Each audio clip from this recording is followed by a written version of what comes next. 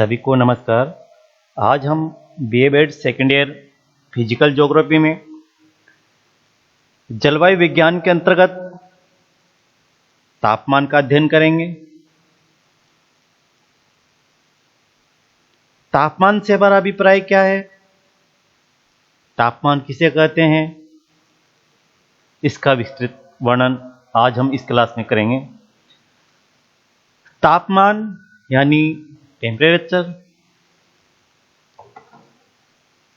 ताप या उष्मा तथा तापमान ऐसे शब्द हैं जो प्राय भ्रांति उत्पन्न करते हैं कि वास्तव में ताप या उष्मा एक प्रकार की ऊर्जा है जिसमें पदार्थ गर्म होते हैं तथा तापमान उस गर्मी की माप को कहते हैं।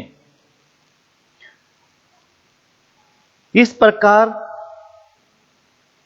ताप का आशय ऊर्जा की मात्रा से है तथा तापमान उसकी तीक्ष्णता को व्यक्त करता है। किसी स्थान का तापमान जैसे 58 डिग्री सेल्सियस है या 40 डिग्री सेल्सियस है तो वहां का तापमान प्रखर होगा, अधिक तेज होगा। जहां का तापमान 15 डिग्री सेल्सियस या यूं कहें कि 10 डिग्री सेल्सियस है, वहां का तापमान कम होगा। तापमान में जो तीक्ष्णता है वो कम होगी। इस ताप को मापने के लिए सेल्सियस या डिग्री सेंटीग्रेड मापक सबसे अधिक प्रचलित माप है। इसके अलावा भी तापमान को मापने के कई प्रचलित प्रकार है, रूप है, फॉर्मेट है जिनमें तापमान को मापा जाता है, जिनमें फ़ारेनहाइट, ड्यूमर तथा केल्विन माप भी प्रमुख है। इनका प्रयोग भी तापमान को मापने के लिए किया जाता है। कहने का अभिप्राय है कि सेल्सियस या सेंटीग्रेड जिसमें हम सामान्यतः तापमान को मापते हैं, देखते हैं, सुनते हैं, हमारे लिए एक सामान्य प्रचलन है। जबकि इसके अलावा फ़ारेनहाइट, ड्यूमर तथा केल्विन भी ताप को मापने की ही इकाई है। इसके बाद हम बात करते हैं तापमान के वितरण को प्रभावित करने वाले कारक। कौन से कारक हैं जिनसे तापमान प्रभावित होता है? किसी स्थान का ताप अधिक और किसी स्थान का ताप कम होता है, इसके पीछे क्या रीजन है, कौन से कारण है, इनका अध्ययन हम इसके अंतर्गत करेंगे। हमने देखा है कि जहां पर्वतों पर या अधिक ऊंचाई पर तापमान की मात्रा कम होती है जबकि धरातल पर तापमान की मात्रा अधिक होती है। हम पृथ्वी पर देखते हैं या हम ग्लोब पर दृष्टिपात करते हैं तो हम पाते हैं कि तापमान मध्य ग्लोबीय क्षेत्र या मध्य पृथ्वी पर या यूं कहें कि भूमध्य रेखीय भागों पर अधिक मात्रा में पाया जाता है, अधिक डिग्री सेल्सियस में पाया जाता है। लेकिन हम जो जो ध्रुवों की ओर बढ़ते हैं, अधिक अक्षांशों की ओर बढ़ते हैं तो तापमान में अंतर आता है। ध्रुवों पर तापमान में यह अंतर आते आते लगभग माइनस या 0 डिग्री सेल्सियस पर पहुंच जाता है। तो क्या कारण है कि अन्य अलग अलग स्थान पर तापमान अलग अलग पाए जाते हैं, चाहे वह स्थलीय भाग हो चाहे वह जलीय भाग हो। इनमें किस प्रकार तापमान कम ज्यादा होता है, क्यों होता है, इसके पीछे क्या कारण है, इनका अध्ययन आज हम इस तापमान के वितरण को प्रभावित करने वाले कारकों के अंतर्गत करेंगे, जिसमें हम देखते हैं जो पहला कारक है वह है अक्षांश। ग्लोब पर हम देखते हैं कि भूमध्य रेखा, जिसे हम विषुवत रेखा यानी इक्वेटर कहते हैं, ये पृथ्वी के बीचों बीच सबसे बड़ा अक्षांश होता है, जिसके ऊपर जाने पर उत्तरी गोलार्ध और दक्षिणी की ओर जाने पर दक्षिणी गोलार्ध, या यूं कहे कि दक्षिणी ध्रुव जो 90 डिग्री अक्षांश पर होता है और उत्तरी ध्रुव जो 90 डिग्री उत्तरी अक्षांश पर होता है। इन क्षेत्रों में तापमान में अंतर मिलता है, क्योंकि अक्षांश तापमान के वितरण को प्रभावित करने में सबसे महत्वपूर्ण कारक माना जाता है। कहने का अभिप्राय है कि उच्च अक्षांशों में तापमान घटता जाता है, जबकि निम्न अक्षांशों में तापमान अधिक होता है। यही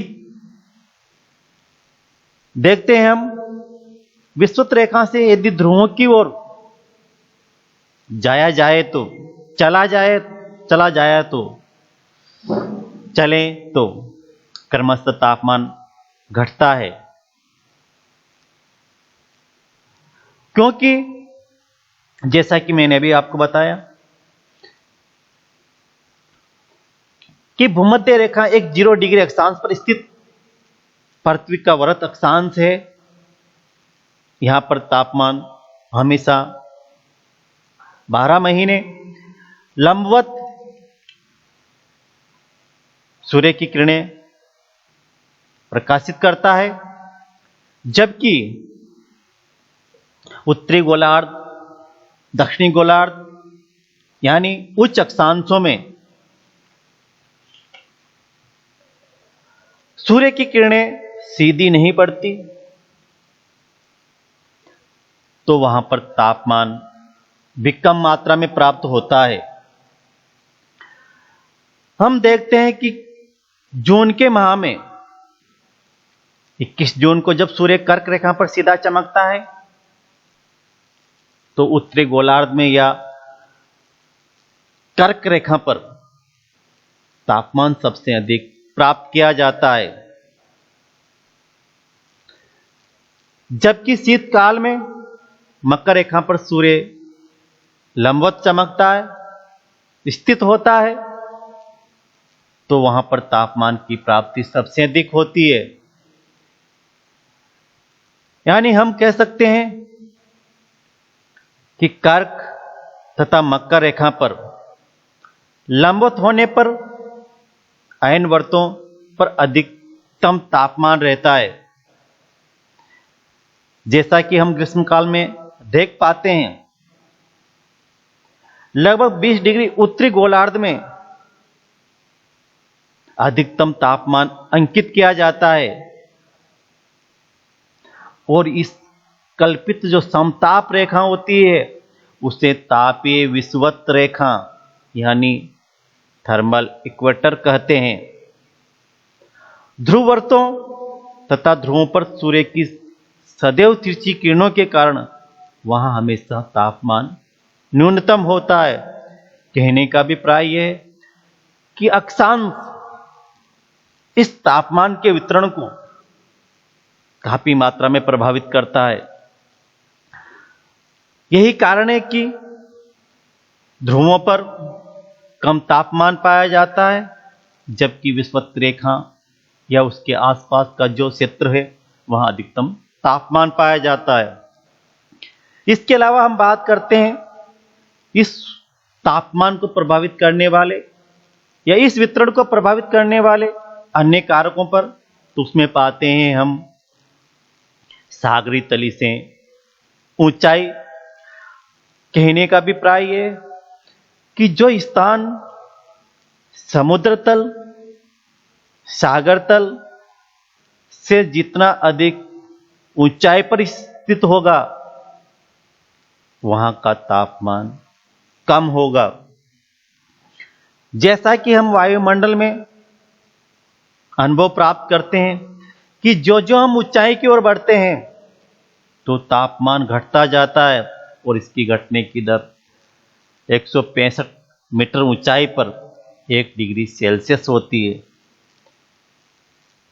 क्योंकि इसके पीछे कई कारण हैं।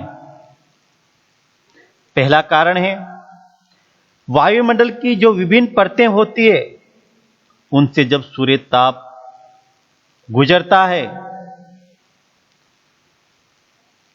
तो धरातल पर प्राप्त होने पर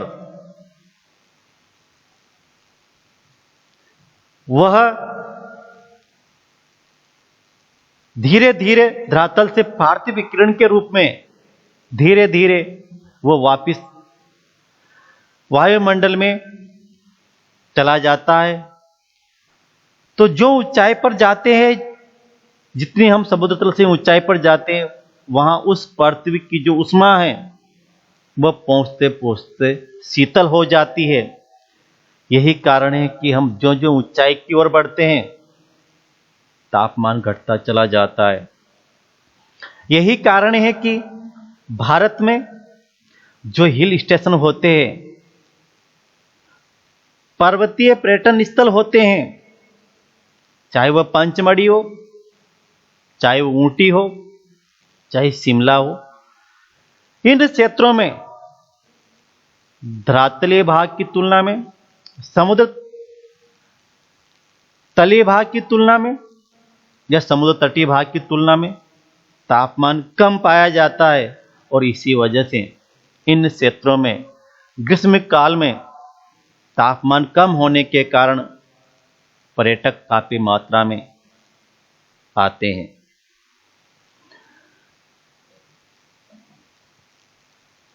इसके बाद हम बात करते हैं अन्य कारक की।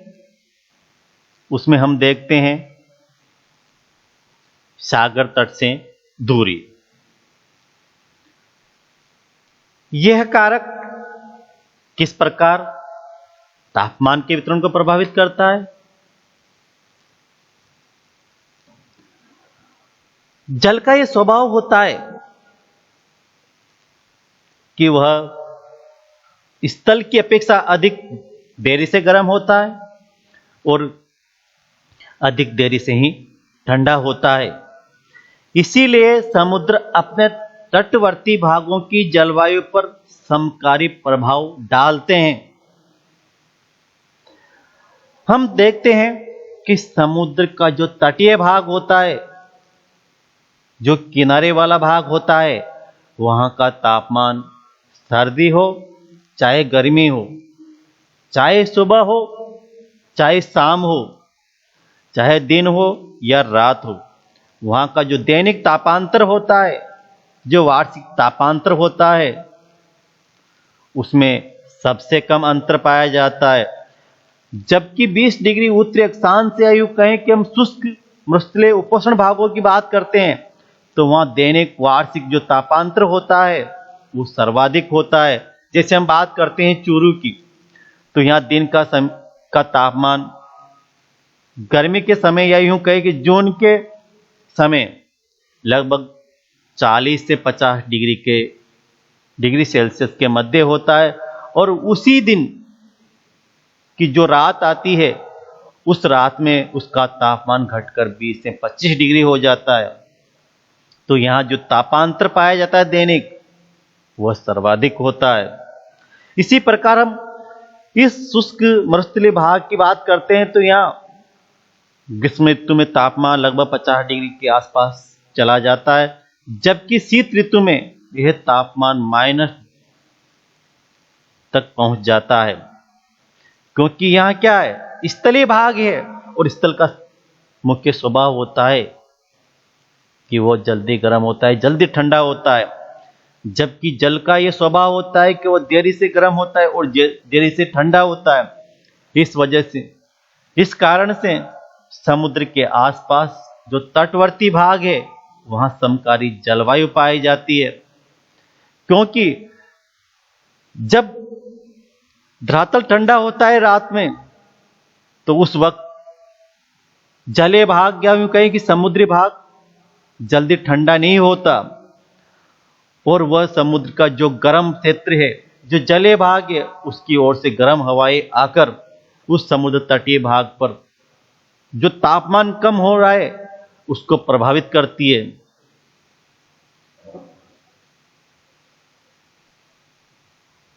यही कारण होता है कि महाद्वीपों का जो आंतरिक भाग होता है, जो समुद्र से बहुत दूर होते हैं, जैसा कि अभी मैंने नाम लिया चूरू, चाहे आगरा हो, जो समुद्र से दूर है, वहां का तापमान मौसम के अनुसार कम और अधिक होगा।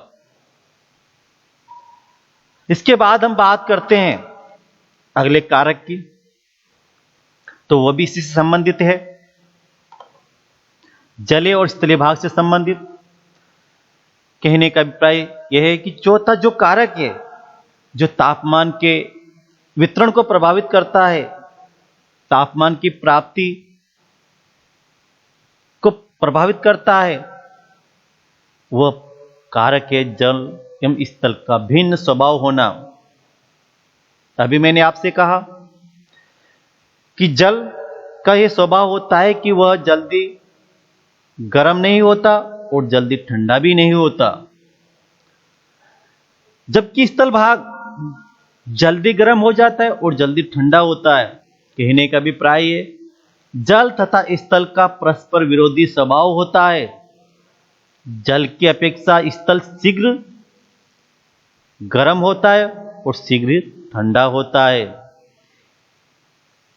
यह अधिक या जल्दी क्यों गर्म होता है और जल्दी क्यों ठंडा होता है?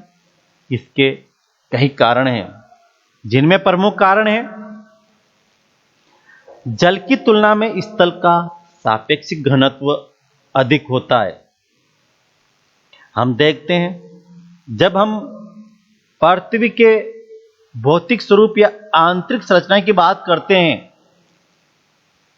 तो वहां पर हम पृथ्वी का जो धरातल है उसके घनत्व की बात करते हैं। यह घनत्व लगभग 2 से लेकर 11 के बीच होता है, जबकि जो जल का घनत्व होता है वह कम होता है। और जब घनत्व कम होगा तो उसमें ऊर्जा का जो प्रसार है, जो परावर्तन करने की क्षमता है, वो भिन्न होगी। जिसका घनत्व अधिक होता है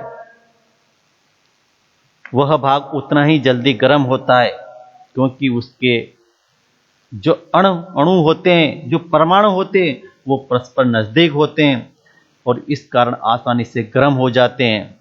जबकि जलीय भाग में घनत्व कम होने के कारण जो परमाणु या जलीय तत्व है वो देरी से गर्म होता है, देरी से ठंडा होता है, क्योंकि वह जल अधिक मात्रा में उस सूर्य ताप का या उस तापमान का अवशोषण करता है,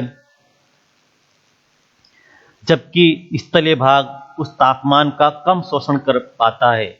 इसके बाद हम बात करें दूसरे कारण की, क्यों स्थल भाग जल्दी गर्म होता है, जल्दी ठंडा होता है। तो उसमें दूसरा महत्वपूर्ण कारण है, स्थल पर जो सूर्य की किरणें हैं वह कम गहराई पर ही जा पाती है। कहा जाता है कि स्थल पर जब सूर्य की किरणें पड़ती है तो वो 3 फीट की गहराई तक ही प्रवेश कर पाती है और इससे अधिक की गहराई पर सूर्य की किरणें प्रवेश नहीं कर पाती। जबकि जल में सूर्य की किरणें 600 फीट या उससे अधिक गहराई तक प्रवेश कर जाती है, जिसके कारण उन्हें जल के मोटी परत को गर्म करना पड़ता है। उसकी तुलना में स्थल भाग की मात्र 3 फीट मोटी परत को ही गर्म करना पड़ता है। तो 3 फीट मोटी जो परत होती स्थल भाग की वो जल्दी गर्म हो जाती है, जबकि जो 600 फीट या उससे अधिक जो जलीय भाग की परत है उसको गर्म होने में टाइम लगता है, समय लगता है, और यही कारण है कि स्थल जल्दी गर्म हो जाता है। हम दूसरी जो कारण है या दूसरा जो महत्वपूर्ण कारण है जिससे स्थल भाग जल्दी गर्म होता है, उसका प्रमुख कारण है स्थल पर ऊष्मा का हस्तांतरण बहुत कम होता है। हम देखते हैं कि धरातल पर जब सूर्य की किरणें मात्र 3 फीट की गहराई पर ही जाती है तो जो इसका स्थानांतरण होगा वो ज्यादा गहराई पर नहीं होगा। जबकि जलीय भाग में जब 600 फीट की गहराई पर सूर्य किरणें जाती है तो वहां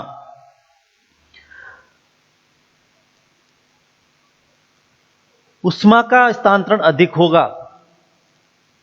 यही कारण है कि समुद्र का जो जल होता है वो जब नीचे गर्म होता है तो ऊपर ठंडा होता है, और उस इक्वल स्थिति में आने तक उसमें काफी समय लग जाता है। स्थल पर ऊष्मा का जो स्थानांतरण होता है वो कम होता है, जबकि जल में एक संवहनिक क्रिया चलती है। उस जल का हवाओं के द्वारा ऊपर उठना, लहरों के द्वारा उस गर्म पानी का ऊपर आना, वो 600 फीट की गहराई से ऊपर आने का प्रयास करेगी, संवहन करेगी। इस वजह से वहां ऊष्मा का स्थानांतरण तेजी से होता है। धाराएं, लहरें, ज्वार भाटे आदि समुद्री गतियां भी है जो ऊष्मा को स्थानांतरित करती है। जब गर्म जल धारा गर्म जलीय क्षेत्र से या गर्म जलीय भाग से स्थल भाग की ओर प्रवाहित होती है, वह उस क्षेत्र को भी प्रभावित करती है। इसी प्रकार ज्वार भाटा, समुद्र में चलने वाली लहरें, इन सबसे ऊर्जा का स्थानांतरण होता है, और इस स्थानांतरण के फलस्वरूप जलीय भाग देरी से गर्म होता है और देरी से ठंडा होता है। आगे बात करें हम इस स्थल भाग के गर्म होने और ठंडा होने में जो कम समय लगता है, उसका चौथा कारण है सागरों के ऊपर वाष्पीकरण की क्रिया अधिक होती है, और इससे जो गुप्त ऊष्मा होती है वह उस गुप्त ऊष्मा वाष्प के रूप में वायुमंडल में चली जाती है और अधिकांश मात्रा में नष्ट हो जाती है। स्थल भाग पर इस प्रकार की हमें वाष्पीकरण की क्रियाएं बहुत कम देखने को मिलती है, और यही कारण कि इस भाग का जो ताप होता है, उसकी जो ऊर्जा होती है वह नष्ट नहीं होती, और यहां पर तापमान अधिक पाया जाता है और आसानी से गर्म हो जाता है। इसके अलावा हम बात करें अगले कारक की, तो वह है सागरों पर मेघों का आच्छादन अधिक मात्रा में पाया जाना। क्योंकि वहां क्या है, जब जलीय भाग गर्म होता है, वाष्पीकरण की क्रिया होती है, संवहन की क्रिया होती है। उस संवहन की क्रिया के फलस्वरूप जब वाष्प से युक्त, जल से युक्त जो परावर्तन है वह उस वायुमंडल में पहुंच जाते हैं, और वह जल वाष्प बादलों के रूप में परावर्तित हो जाता है, परिवर्तित हो जाता है, जिसके फलस्वरूप वह बादल जो समुद्री भाग के ऊपर होता है, सूर्य की जो ऊर्जा है, सूर्य की जो किरणें हैं, उनको उस समुद्र तक पहुंचने से वह कुछ मात्रा में रोक देता है।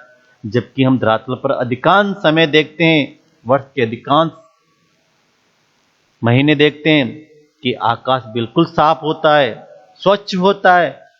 इस कारण इस धरातल पर जो सूर्य किरणें होती है वो अधिक मात्रा में पहुंचती है, और यही कारण है कि यहां अधिकतम तापमान पाया जाता है। सहारा मरुस्थल, थार का मरुस्थल, ये ऐसे क्षेत्र है, चाहे गोबी का मरुस्थल, चाहे अट्टाकामा का मरुस्थल हो, ये ऐसे क्षेत्र है जहां अधिकांश समय आकाश स्वच्छ रहता है और सूर्य की जो किरणें हैं वो आसानी से अधिक मात्रा में पहुंच जाती है, और आसानी से या अधिक मात्रा में वापस परावर्तित भी हो जाती है। तो हम देखते हैं कि रेगिस्तानी क्षेत्र में, चाहे वो भारत में चूरू हो बीकानेर हो या जैसलमेर हो, यहां जून के महीने में जब अधिक सूर्य ताप की प्राप्ति होती है, क्योंकि आकाश स्वच्छ होता है, तो यहाँ का तापमान समुद्री भाग की तुलना में बहुत अधिक मात्रा में होता है। और रेत होने के कारण यह क्षेत्र इतना गर्म हो जाता है कि मानो कि हीटर चालू कर रखा है। जबकि समुद्री क्षेत्र में बादलों की अधिकता होने के कारण वहां का तापमान इतना अधिक नहीं हो पाता। इसके बाद हम चर्चा करते हैं इस तापमान के वितरण को प्रभावित करने वाले कारकों में। तो उसमें हम अगला कारक देखते हैं धरातल का स्वभाव। धरातल के गुण एवं विशेषताओं का प्रभाव भी तापमान पर स्पष्ट रूप से देखा जा सकता है। जैसे हिम आच्छादित जो धरातल होता है, वहां से जो सूर्य ताप के परावर्तन की जो दर होती है वो लगभग 85% होती है। कहने का अर्थ यह है कि हिम आच्छादित क्षेत्र सूर्य ताप या सूर्य किरणों को वापस परावर्तित कर देता है। उस 100% जो इकाई प्राप्त करता है, उसमें से वह लगभग 85% सौरिक विकिरण को वो परावर्तित कर देता है। इस वजह से अधिकांश मात्रा जब वायुमंडल में वापस परावर्तित हो जाती है, तो वह स्थान इतना गर्म नहीं हो पाता। यही कारण है कि हिम आच्छादित क्षेत्रों में अधिकांश समय सर्दी का एहसास होता है। घास के मैदानों में यह परावर्तन की दर 14 से 37% के बीच होती है, क्योंकि घास और वह भाग उस सौरिक विकिरण ऊर्जा का 14 से 37% अवशोषण कर लेता है। 14 से 37% परावर्तित कर देता है और अधिकांश मात्रा को वह अवशोषित कर लेता है। हम यदि काली मिट्टी की बात करें, तो ये काली मिट्टी, जैसा कि आप जानते हो कि काला चाहे वस्त्र हो चाहे कोई रंग हो, वह सूर्य जो विकिरण होती है, सूर्य जो ताप होता है, उसकी अधिकांश मात्रा को अवशोषित करता है। इसी वजह से हम ग्रीष्म काल में अधिकांशतः काले कपड़े नहीं पहनते, क्योंकि काली जो मिट्टी होती है वह उस सौर ऊर्जा का जो 100% इस काले मिट्टी पर आती है, उसमें से मात्र 8 से 14% ही वापस परावर्तित करती है। बाकी अधिकांश मात्रा का वो अवशोषण कर लेती है। आगे हम देखते हैं जैसे कोणधारी वन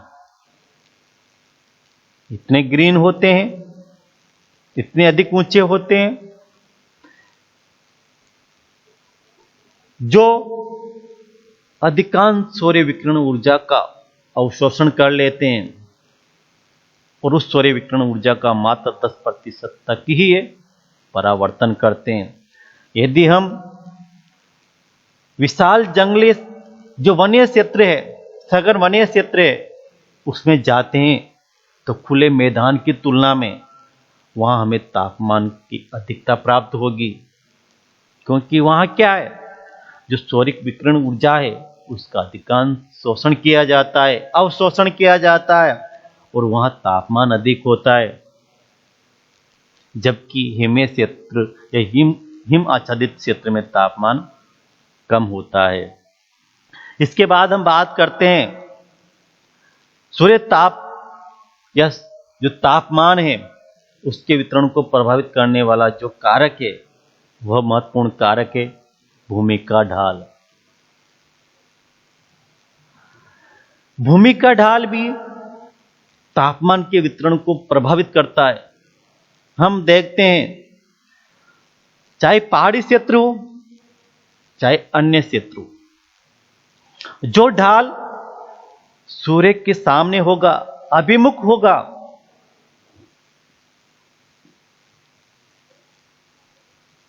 तो वहां तापमान अधिक प्राप्त होगा।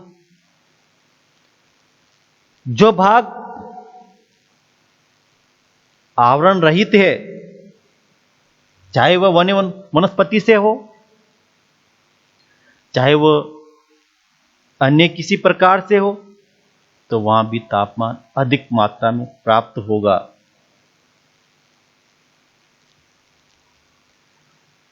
जो सूर्य के विमुख ढाल होगा, वहां पर तापमान की प्राप्ति कम होगी, क्योंकि वहां सूर्य की किरणें पहुंच ही नहीं पाती। कहने का अभिप्राय है कि जो सूर्य के सामने जो ढाल होता है, वहां पर सूर्य की सीधी किरणें गिरती है और इससे ताप की प्राप्ति होती है, जबकि जो विमुख ढाल होते हैं वहां सूर्य की किरणें नहीं पड़ती, सूर्य ताप की प्राप्ति नहीं होती। यही कारण है कि उन क्षेत्रों में कम तापमान की प्राप्ति होती है। इसी प्रकार हम देखते हैं कि नग्न जो भूमि होती है, जो ढाल होता है, उसके तापमान में तथा वन से आच्छादित ढाल के तापमान में भी विषमता पाई जाती है। इसके बाद हम चर्चा करते हैं तापमान के त्वरण को प्रभावित करने वाला जो कारक है, वह कारक है प्रचलित पवनें। धरातल पर कई प्रकार की पवनें चलती, हवाएं चलती है, चाहे वो मौसमी हो, स्थान विशेष की हो, चाहे वह ग्रही हो या स्थायी हो। हम देखते हैं कि पवना के कई नाम हैं। पछुआ पवने, ध्रुवीय पवने, व्यापारिक पवने। इसके अलावा हमने नाम सुना है फोन, हरमट्टान, लू, बैसाखी आदि। तो ये पवने भी उस तापमान के वितरण को प्रभावित करती है। पवन का स्वभाव होता है, वह उसके उद्गम प्रदेश से निश्चित होता है। जैसे जैसे ध्रुवीय पवनें चलती है, तो जब नाम से स्पष्ट हो रहा है कि ध्रुवीय पवनें हैं, तो कहने का अभिप्राय यह कि यह पवनें ध्रुवीय क्षेत्रों से चल रही है, और ध्रुवीय क्षेत्रों से आने वाली पवनें ठंडी होती है, तथा जिन क्षेत्रों में ये चलती है वहां के तापमान को गिरा देती है। भारत के लिए कहा जाता है कि भारत भी एक ठंडा मरुस्थल हो सकता था यदि हिमालय पर्वत नहीं होता, क्योंकि हिमालय पर्वत क्या करता है, उस साइबेरिया से आने वाली वो ठंडी हवाएं उनको रोक देता है, और यही कारण है कि भारत में अधिक सर्दी नहीं पड़ती, क्योंकि यह हिमालय अवरोधक का कार्य करता है। यदि हिमालय पर्वत नहीं होता तो सर्दियों के मौसम में यहाँ तापमान शायद -डिग्री से भी अधिक होता, -10 डिग्री भी चला जाता। हम जिन पवनों की बात कर रहे हैं, चाहे वो ग्रही पवने हो, चाहे उनके अतिरिक्त स्थानीय पवने हो। ग्रही पवनों में हम बात करते हैं कि यह पवने एक निश्चित वायुदाब पेटी से एक निश्चित वायुदाब की पेटी की ओर चलती है। जैसे हम पृथ्वी पर देखते हैं, हम आगे पढ़ेंगे, पृथ्वी पर 2 प्रकार की पेटियां पाई जाती हैं, निम्न वायुदाब की पेटी और उच्च वायुदाब की पेटी। उस उच्च वायुदाब की पेटी से हवाएं निम्न वायुदाब की पेटी की ओर चलती है। जैसे ध्रुवीय क्षेत्रों में वायुदाब अधिक होता है, क्योंकि जहां तापमान कम होता है वहां वायुदाब अधिक होता है। इन दोनों में विपरीत स्वभाव मिलता है। तो ध्रुवीय क्षेत्रों से पवने निम्न वायु दाबीय क्षेत्रों की ओर चलती है और वहां के तापमान को यह कम कर देती है। इसके अलावा कई स्थानीय पवनें भी है जो इस तापमान को प्रभावित करती है, जिनमें यूरोप महाद्वीप में रॉकी पर्वत के पूर्वी ढाल पर चलने वाली चिनूक पवन तथा आल्प्स के उत्तरी ढाल पर उतरने वाली पोहन पवनें तापमान को ऊंचा कर देती है।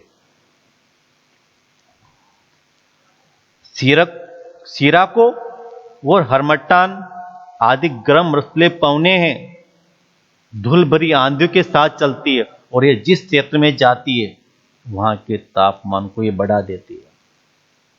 इसी प्रकार हम स्थानीय पवनों की बात कर रहे हैं, स्थानीय हवाओं की बात कर रहे हैं, तो उनमें एक नाम हमारे राजस्थान से भी लिया जाता है, विशेषतया पश्चिमी राजस्थान, जहां ग्रीष्म ऋतु में गर्म हवा चलती है जिसे सामान्यतः हम लू के नाम से जानते हैं।